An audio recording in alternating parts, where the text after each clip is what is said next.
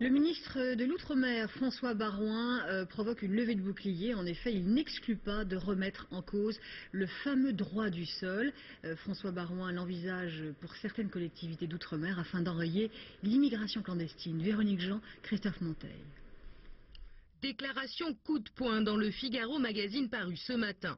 Interrogé sur la remise en question du droit du sol, le ministre de l'Outre-mer répond « Il faudrait l'envisager pour certaines collectivités d'Outre-mer car nous sommes confrontés à des politiques de peuplement non maîtrisées ». Interviewé sur ces déclarations ce matin, pendant son déplacement à Saint-Pierre-et-Miquelon, François Baroin s'explique. L'article 74 de la Constitution permet un certain nombre de souplesses, et d'ailleurs l'histoire l'a montré, y compris dans l'acquisition de la nationalité.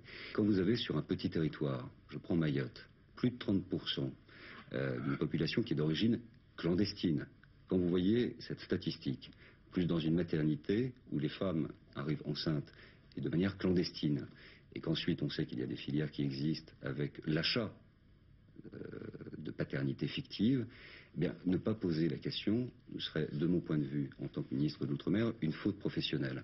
Le droit du sol, c'est un principe fondateur de la République. Tout enfant né en France bénéficie automatiquement de la nationalité française.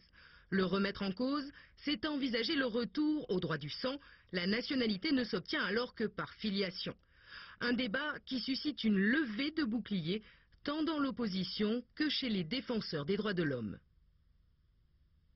Puisque c'est bien ce qui est expliqué, pour les Antillais, ils n'auront pas le droit de se marier avec des étrangers et d'avoir des enfants français. C'est une dérogation à l'égalité républicaine. C'est donc un propos qui révèle une ignorance du cours des choses et qui met en péril les intérêts de la France dans ses rapports avec le reste du monde.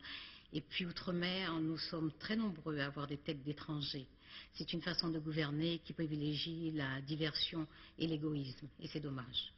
Pour l'heure, le ministre assure qu'il n'y a pas de texte de loi en préparation.